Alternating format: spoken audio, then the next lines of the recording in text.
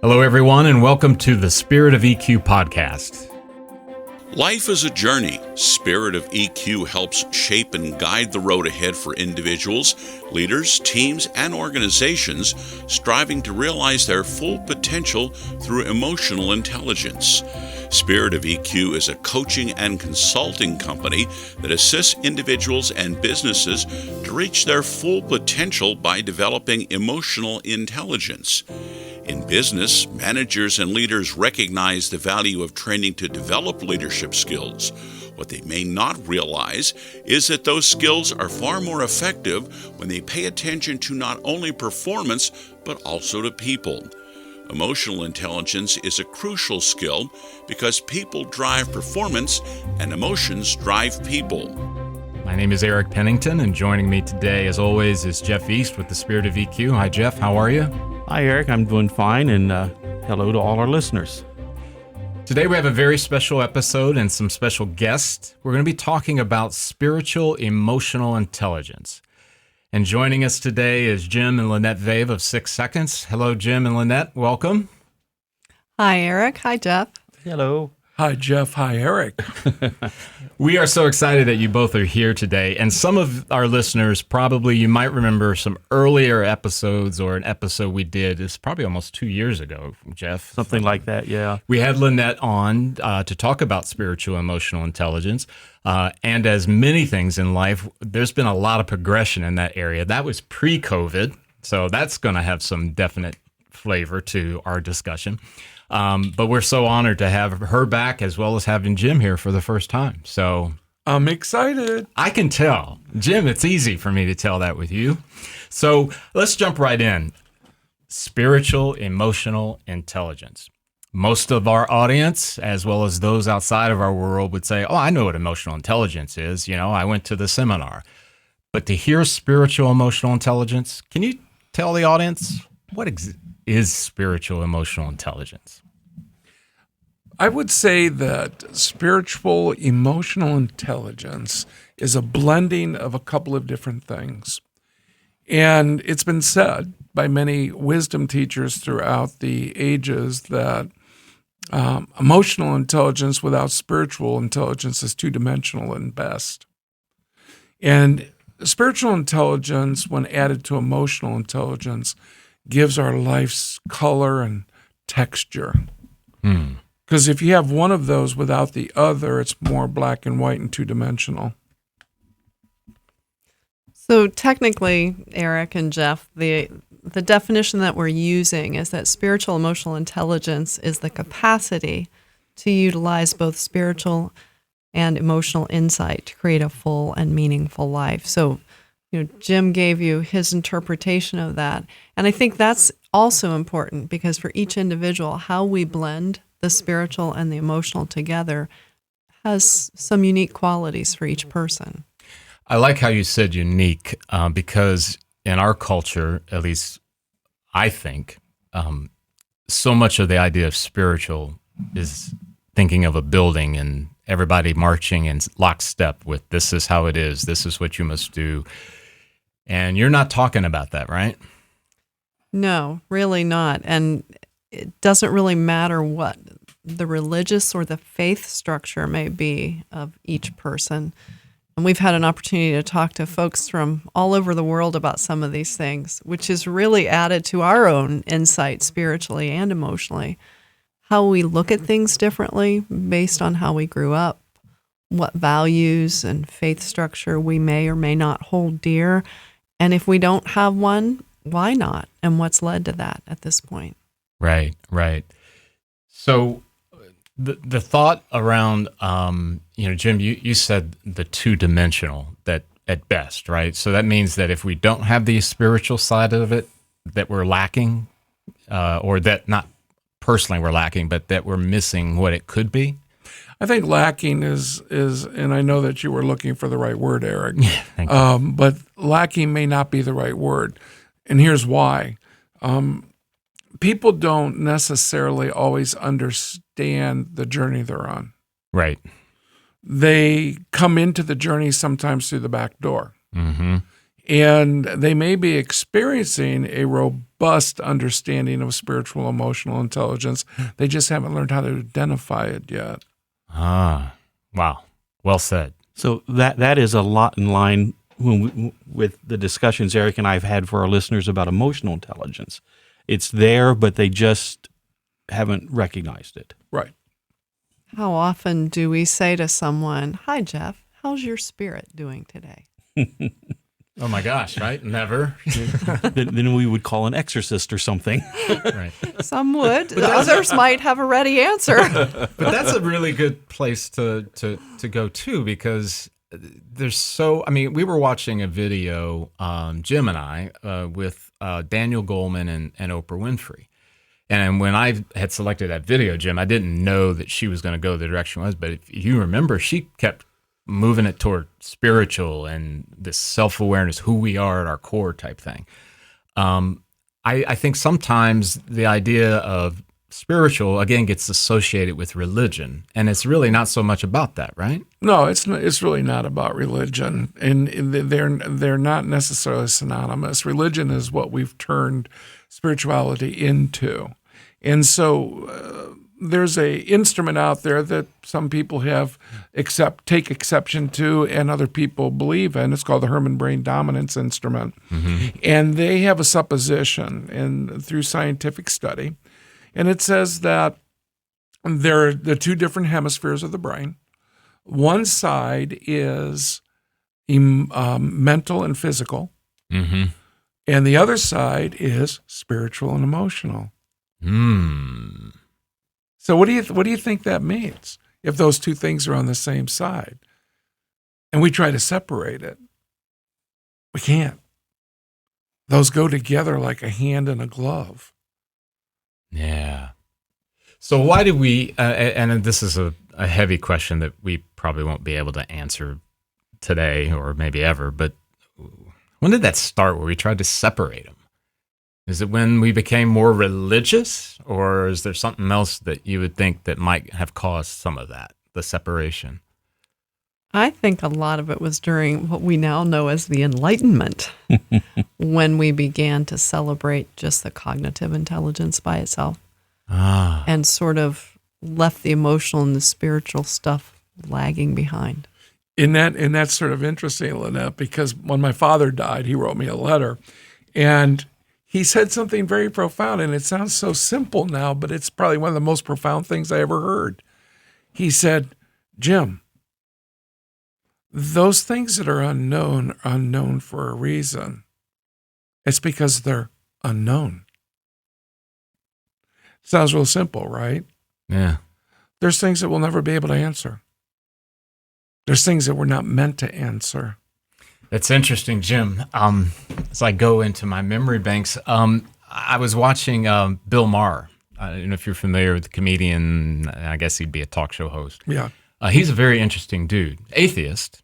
And I'm watching this program from last week, and he's sitting there talking to this gentleman who wrote this book about progress and about how ultimately things are getting better, but you're just not going to hear about it, because people want to see it as things are getting worse and blah, blah, blah. But Maher went into this thing where he basically said, it's the same thing with religion. I have this friend of mine who's otherwise very intelligent, and that yet he can't seem to understand that and I'm paraphrasing here, that this God thing is not so. Can I wig you out for a second? Please do. Atheists are spiritual. Keep on. They have their own understanding of what spirituality means. Yeah. And that's the interesting dynamic to the word spiritual or spirituality. We cannot define it. And Jim, that's what I was going there with the Bill Maher thing. And I really like Bill Maher. So it was the fact that just the look on his face was like this collision of like, I can't figure this out, so therefore it cannot be. And I'm thinking, Bill, there's so many things that we just don't know. It's the unknown. And as you said, I'm sorry, that was a little tangent. Was that a tangent, Jeff? couple degrees. Okay, thank you, Jeff. He's being very kind. Eric, if I could chime in. Please. I love this fact that, when we're talking about someone that's an atheist, the only language that they want to use is this God thing, Right. when spiritual means so much more.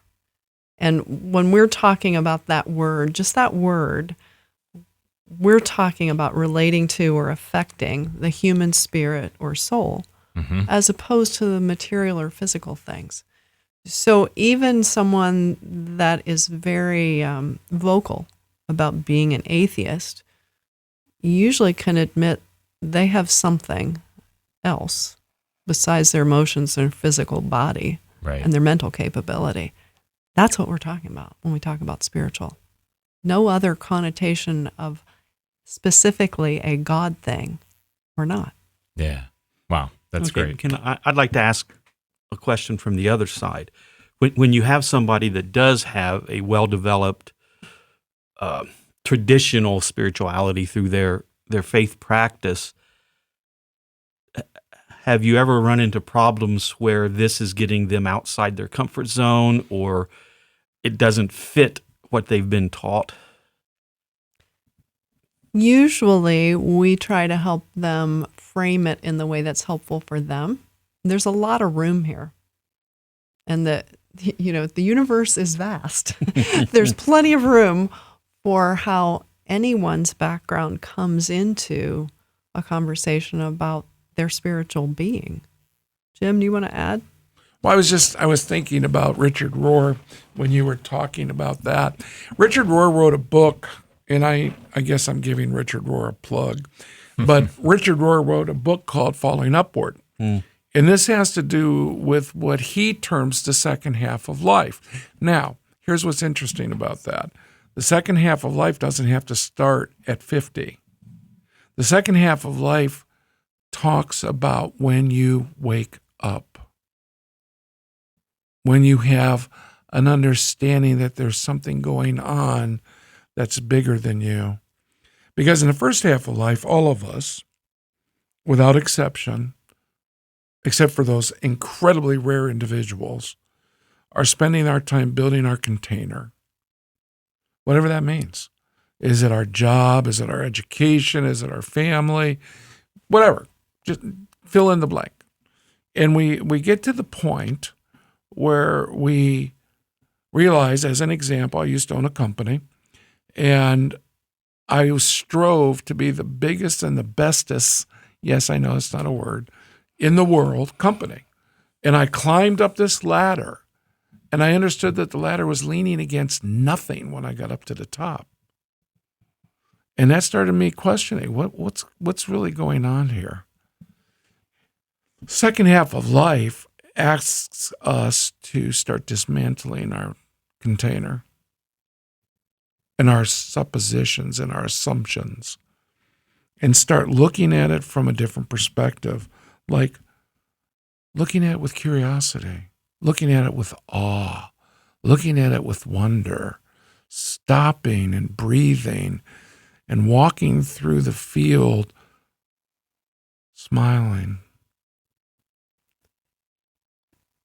If I could tag on to that, Jim, as you're talking about falling upward and building the container, I'm sitting here thinking our job in talking about spiritual emotional intelligence is to help people build their container if they still need it, and then to help them let it go for what lies beyond. Wow. So, Jim, there are more than likely out there, Lynette as well, but specifically, Jim, you were saying something about the climbing of the proverbial ladder. There are probably those who are right in the midst of that, right? Then probably are those that maybe have hit that crossroads. I think, Jeff, we've talked about it being, going back to Julius Caesar, right? The Rubicon, where there it is, and it's that moment. So would you say that spiritual emotional intelligence could be a powerful tool to navigate when you're in that sort of at that crossroad? Let me take it a step further. All right. Without spiritual emotional intelligence, you can't navigate. Ooh.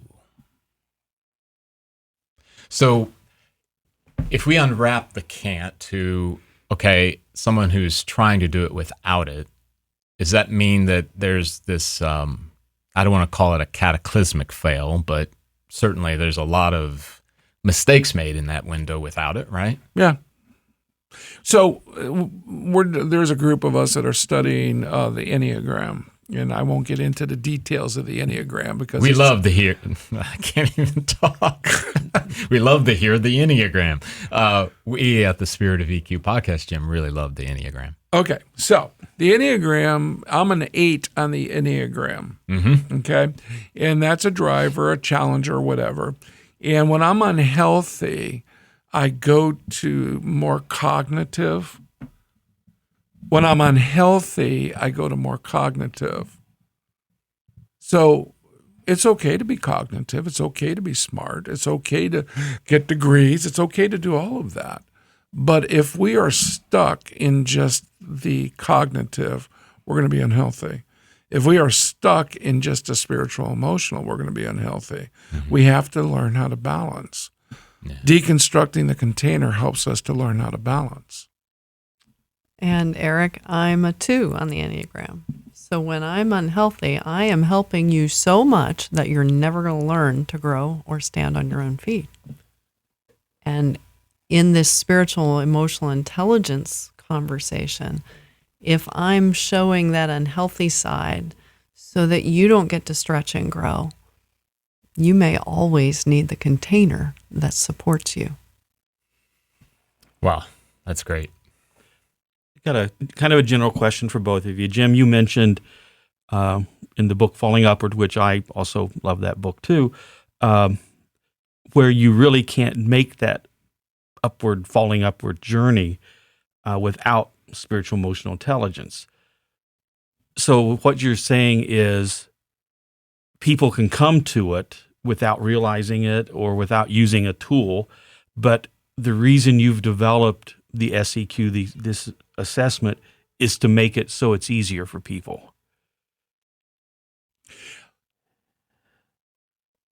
The SEQ is an opinion of people and wisdom literature and all kinds of other things that put together an instrument to help answer some questions for people that they might not be able to have answers for. And when people get their questions answered because they're ready to hear it, whatever those questions are that they're asking, they end up starting to tack on more stuff and look for other things. They start to walk through that field, noticing things that they didn't notice before. And when you start noticing things on the spiritual journey, you start escalating very quickly your knowledge of what it means to be spiritual. It's essentially taking what may feel like a very esoteric concept and attaching a model, very possibly flawed, but helpful nonetheless, and bringing the invisible into our visible sight or consideration. We're now well into what is being referred to as the COVID era. And I certainly wouldn't have, and probably none of you would have predicted that we see what we've seen over the last, now we're getting close to 2 years. What part do you feel like the spiritual emotional intelligence, the idea and the practice plays for those who are in the midst of it? And I know that people in varying levels of health, but if somebody says, and Jim, I liked what you said, when they've come to the decision, when they've said, okay, I'm ready for some questions, where does it play, do you think, in our current era? And feel free if you want to talk about some of the things that have happened in our COVID era that they have either helped or hurt. I actually have an interesting direction to take this. I'm ready. You ready, Jeff? Yes, St. John of the Cross, who was a contemporary of St. Teresa of Avila, wrote a book called The Dark Night of the Soul. Yeah. The Dark Night of the Soul is something that our whole society is going through right now. We're bereft of any hope. now I'm being a generalist right here. Obviously, some people have hope. Sure. But our society as a whole is bereft of any hope. And right now, we're not operating at a high emotional, spiritual intelligence level. But here's the cool thing. The spiritual, emotional intelligence that all of us have is waiting for us. And it's really about recognizing where we are and what even is one step we could each do for ourselves to help bring that into alignment. Jim and I, for example, have a spiritual coach that we go to regularly. And like all coaches, just hearing as we voice what's happening and the reflection or observation as the coach shares with us can be a huge aha as we really take another look at what's happening. Yes, I'm complaining about XYZ. What can I do about XYZ? In my case, I needed to revisit my Enneagram type and see, how is that shadow side showing up? You've been here before. It's creeped back in. What would you like to do about that? The idea of that you guys have illustrated so well is this idea of choices and options, right? Yeah. And I know way back in time for me, the idea of having multiple choices seemed to be such a foreign matter. It was either black or white. You either stay or you go. And you just didn't see that there could be. And Jim, you alluded to something about the field and about noticing things that you didn't notice before and taking time. And I heard this. I'm gonna butcher the quote, but it goes something to the effect of, the best way to find God is in the ordinary and not the extraordinary. And I remember thinking to myself, in all of my pursuits and all of my striving, I always was looking for the big thing, the extraordinary. The oh my gosh, there it is. There they are. That's what they said. He did it. She did it. What have you. And I spent so little time looking at the ordinary. Now, I flipped that. And Jim, you are correct. It's the difference. It's night and day. It was almost like a case of where I'm going to take a guess. Jeff, you may agree or disagree, but I'm sure there are a number in our audience that they aspire to a place of where it's all kind of making sense, but maybe don't know how, Jim. So you're talking about duality versus non-duality. So duality basically says that there's right and wrong, up and down, in and out, skinny and fat, black and white, whatever. Non-duality suggests that we can have more than one truth existing in the same space at the same time. And with your permission, Eric and Jeff, I'd like to read a quote from Rumi, who is one of my favorite authors and poets. And he says, out beyond ideas of wrongdoing and right doing, there's a field. I'll meet you there.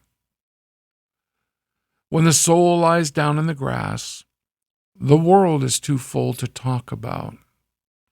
Ideas, language, even the phrase each other doesn't make any sense anymore. In the spirit of, no pun intended, the practical side of those out there in the audience who might be going, oh, this sounds so wonderful. You guys there in your studio talking about wonderful, flowery, optimistic, and all the rest. I was a hippie.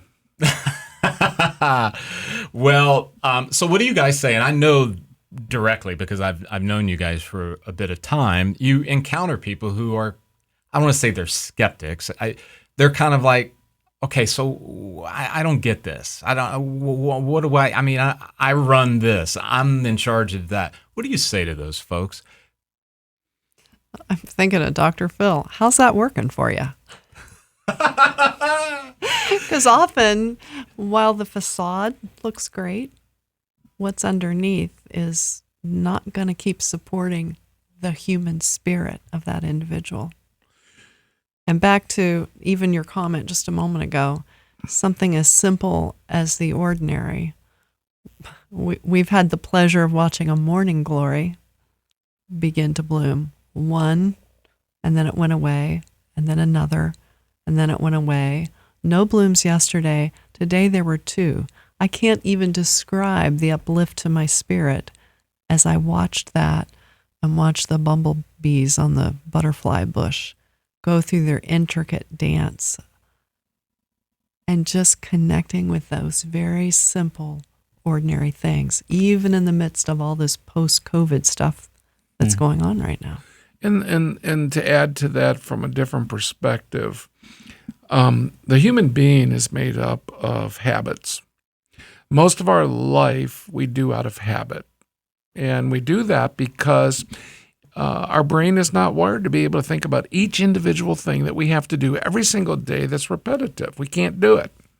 Right. So our brain creates these rhythms, these habits that we do every day. And people that are waking up start to realize those things that are serving them and not serving them in their habits, such as Lynette not walking by the morning glories and stopping to look at it rather than just putting her head down and going to the car so we could come here this morning. And our spiritual director likes to look at us and say, far be it from me to try to control them. Which is a great statement. It's a great statement. And the reality, I think you guys would agree, is not that you're saying to people, well, if you are a high-flying CEO, you need to quit and not do that. You can be, I mean, as you mentioned earlier, about two things can be true at the same time, in the same frame, right? Absolutely, for two unicorns. We've been told that recently, but I think there are other unicorns in the world too. Well, and I'm going to do business for a second if I can. Yeah. So Jim Collins many years ago wrote a book called Good to Great. Yep. I remember that well. And level 4 leaders on a scale from 1 to 5 can, and a lot of our CEOs out there nowadays are level 4 leaders. Sometimes because of the pandemic, sometimes because that's all they know how to do. Mm-hmm. They can physically drag the company along behind them by sheer force of will. They're that strong and powerful. Yeah. Level 5 leaders do that, but add something else into the mix, and that is the ability to love.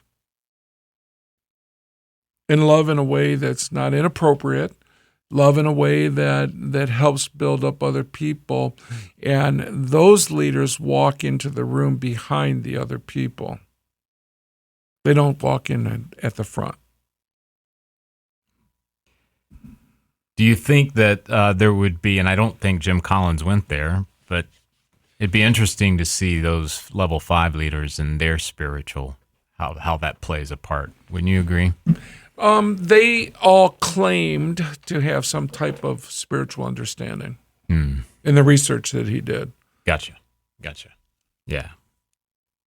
So Jim and Lynette, there are all kinds of assessments out there right now, and there's coaches, there's mentoring programs, seminars, online, virtual, and all that other good stuff. And it's certainly because people are looking for answers, looking for help. Talk a little bit about what the SEQ, as I believe that it's been named. What role is that playing in that arena? I think the main value of assessments when we're talking about something esoteric and also talking about the development of a human being, whether it's emotional or spiritual or the combination, is to see something that brings to awareness something that we might know about, but we may not understand what's sort of fulminating under the surface. Mm-hmm. And an assessment can bring that into the open much more readily than conversation usually can. Just because we see data that supports this conclusion. And of course, it's always up to the individual to say, no, I disagree with that. Right. Because what's much more important is the conversation and the thought and reflection that goes into, I agree, I disagree, this is what it means in my life. But not only that, we've got an awareness, but we also have actionable data. What are we going to do with this? And I think that's the main value of using an assessment in any type of coaching or work with someone that's trying to do some development of their person, whatever part of their person that happens to be. Right. So the SEQ profile, which I think is the one that's, quote, on the market now, one pager, gives some high level information along the lines that you were talking about. Is there anything else about that profile that, you guys would want to point to? Well, let me just give you an overview, Eric, and then we'll go to Jim and have him add to that. We've got a profile that it really takes the emotional intelligence information. It's based on 6 seconds emotional intelligence assessment. And then there were some additional questions that were added that help really explore the role of spiritual insight and how all of that plays. So in the profile version of the SEQ, we're helping people understand how are they currently at this point in time connected to themselves, connected to the people that they know well, their community, their family, and also connected to the world. And that could be people they don't know, or if their faith structure or belief structure includes some type of higher power, God, or whatever they may choose to call it, that's where that can show up. So as we look about our alignment across those 3 major areas and what drives that alignment, the profile goes on to just give what we call the 3 top SEQ tiles, which are sort of the ways that this is showing up in their lives. And when it's debriefed by someone that's been through a little more of this training, they can help ask those deeper foundational coaching questions that help the individual apply this data to how it's showing up in their lives and what they might like to change to grow in the area that's most pressing for them at the time. Gotcha. I want to come at this from a different perspective. The assessments, all of them, are there to help us with our cognitive understanding of our journey. They're a tool. Mm-hmm. And the people that are giving assessments, and I say this, the old saying, you're not supposed to should on yourself, but the people that are being trained in assessments should know how to debrief them and talk to people. I want to read another poem. Please. To explain this a little bit differently. This is what I think people are trying to understand from taking these assessments. Okay? Mm-hmm. And it's from Mary Oliver. It's called Wild Geese. You do not have to be good. You do not have to walk on your knees for 100 miles through the desert repenting. You only have to let the soft animal of your body love what it loves. Tell me about despair, yours, and I will tell you mine. Meanwhile, the world goes on. Meanwhile, the sun and the clear pebbles of the rain are moving across the landscapes, over the prairies and the deep trees, the mountains and the rivers. Meanwhile, the wild geese, high in the clean blue air, are heading home again. Whoever you are, no matter how lonely, the world offers itself to your imagination, calls to you like wild geese, harsh and exciting, over and over, announcing your place in the family of things.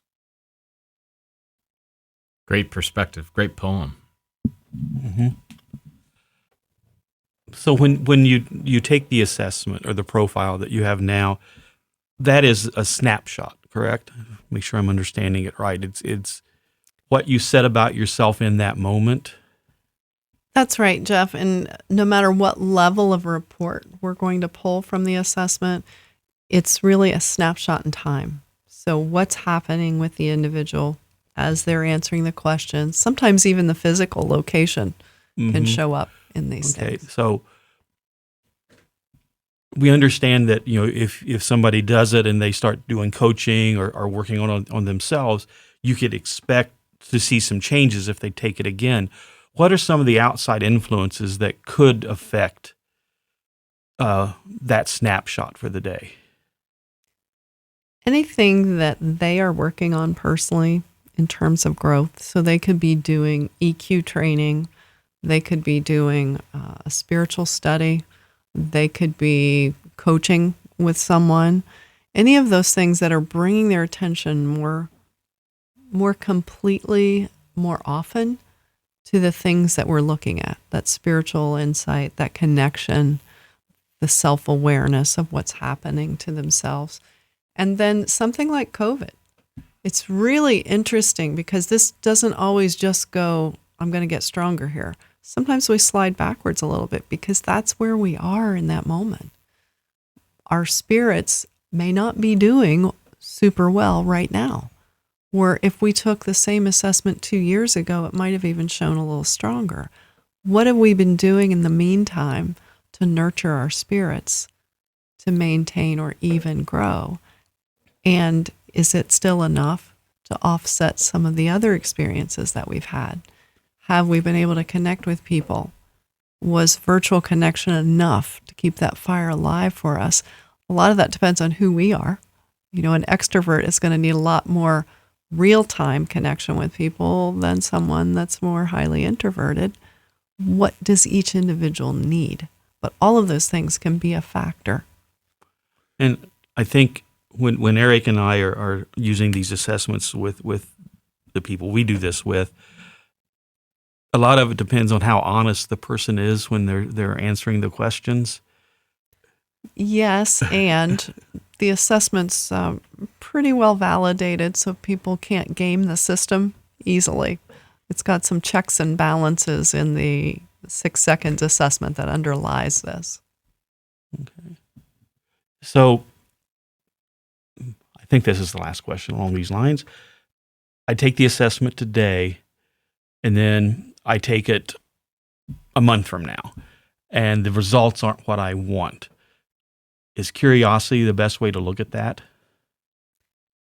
It can be, but when I think of curiosity, Jeff, I think of the well-timed question with a coach can be much more powerful than self-reflection alone. Okay. Which is true about any coaching. Okay. You have someone that can ask that question that invites you to go below that surface of the iceberg, maybe even go back a few years to where some of these, what we may consider limiting beliefs, reside, where they originated, and take a look again.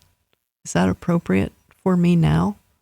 That belief, that value, is it still where I've always assumed it to be because that's what I learned a long time ago? Or is this perhaps something I want to look at from a different perspective now? Because there have been so many other things in my life that maybe didn't follow the pattern I expected them to. So what's the next step for the SEQ? Where are you going with it now? Jim, do you want to take that or do you want me to keep going? So the SEQ, the way we have it now, is a one-sheet overview of where you may be with your journey. And it's pretty comprehensive, but it's not as in-depth as we would have liked it to be. So in the world of assessments, and I'll use this language, it could be other language that other people would use, but our assessment that we have now is a level A tool, which you can hand out and people can read it and they can look at it. The assessment, the way we're trying to take it, and we are going to get it there, is going to be a level B tool. And the reason that it's a level A or a level B is because the assessment is going to be more profound. And frankly, if it's not debriefed correctly, it could do some harm to people. And the harm that it would do is maybe give people the wrong impression of where they are going in their journey. And that's not what the intent of the assessment is. So to add to that, there's more information in the report itself. It's far more than a one-pager. And it builds on the concepts. And as Jim said, it's designed to help someone go deeper still than just here's an introduction to SEQ and how's your life balanced right now across these main areas. And now let's give you a little more information about all of this stuff that we can measure and perhaps some guidance about where to start making changes if you'd like to. Eric, I've got one more question. Well, I've consulted the Question home office police. in Omaha, Nebraska, and they have told me that it is okay for you to ask one more question. All right. Yeah, both of you have mentioned debrief a few times, and a lot of people might think that, okay, we're talking spiritual, so it's debrief, so it's going to be like a seance or a prayer circle or something like that. What would a debrief look like? Well, we have to light some candles and some incense. Stop it, Jim. I think there are two major ways. So someone that is not a coach or that coaches with some training they've had, perhaps not as rigorous as other coaching bodies that certify, they may go through the report and ask questions, helping people understand how to interpret their results. So this is one-on-one. That's one-on-one. Okay. The other way is to use the assessment to support the coaching conversation about the individual's spiritual emotional intelligence. Journey. Typically, it's a less linear conversation than a straight debrief will be. They may not hit every page in the report. It may be used over multiple coaching sessions, and it's usually a deeper dive. Thank you. So, Jim and Lynette, what are you excited about as it relates to spiritual emotional intelligence now and maybe even when you look out onto the horizon? What's exciting you? Ooh.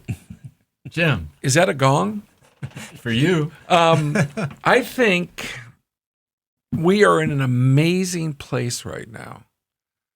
Nobody can really, or very few people can see that. But the amazing place is that our world is in transition with regards to the spiritual. We're moving to another level of understanding as in consciousness and with people. Now, Jim doesn't know what that's going to look like when it's done. And I don't think anybody else does either. But people are paying attention. There's something in the air. Something's changing. And we have so much promise and opportunity in front of us. So to add to that, I'm most excited that we've made this much progress on the SEQ development report. Us, my logical wife. But in addition to what Jim said, there is no same old anymore. So as we look at what's coming up, some of it's brand new. Some of us are trying to recreate the same old in an environment that's changed so much that really doesn't exist anymore. So how do we enter this new phase of life and of society and of our world with more connection to all of the parts of who we are and intentionally move forward in the way that's most congruent with ourselves, with our familiar people, and with the world. So well said. With that, everyone, we're coming to the conclusion of this episode. We really appreciate you, Lynette and Jim, joining us. Yes, we do. As Thank we've you. said to many of our guests, we'll invite you back if you'd like to come and join our merry, extravagant time together. You might be able to twist our arms. Thank you, Maybe. Jeff. Oh, Thank you, great. Eric. That's great. I think I'd like to say something in closing to the listeners, and Yeah, go ahead. I think this is very important. We human beings tend to live by expectation. Expectation of people around us, that they have on us, expectations that we manufacture in our own heads about what we should be doing or not doing. We're at a place that the unknown is prevalent. We are not going to know what's next. I think it's time for all of us to offer ourselves grace, Mm. to just look at the life with curiosity. It's all going to work out really well, but we're not going to be able to force it. And so be graceful with yourself. Be quiet. Be relaxed. Stop reacting to everything that's going on around you. and find a way to connect with other people. And find joy in the ordinary. I like that. Wonderful. Well, thanks again, everyone, for tuning in, and we look forward to the next time we're with you. Take care. Hi, everyone. This is Eric Pennington with The Spirit of EQ. I'm not introducing a new episode today. I'm here to tell you some things that might help you. Jeff, you're with me as always. So Yes. how do people get in touch with us? Well, the best way is just send us an email at info@spiritofeq.com. That's awesome. Jeff, I was also thinking about reviews, and I'm notoriously bad at asking for them. So reviews on all of the platforms, wherever you get your podcasts. Yes. Do you think that'd be good? I think that would be great because, one, that will help us learn how to make better ones. And it's always good for us So to hear. we're not the perfect podcast hosts. We're close. Okay, all But- right, but but not- still, not totally we want your perfect. feedback. We want your feedback. But it also might let us know a new subject. Hey, we need to dig deeper into that. Yeah. So let us know what you think. Cool. We really appreciate that. As always, too, there is social media, LinkedIn, Facebook, and we also have a YouTube channel. Those also have mechanisms or options for you to be able to leave a comment, a like, or those kind of things. Just want to make sure that you know how to get in touch with us. Right, Jeff? Right. We appreciate you all. Thank you.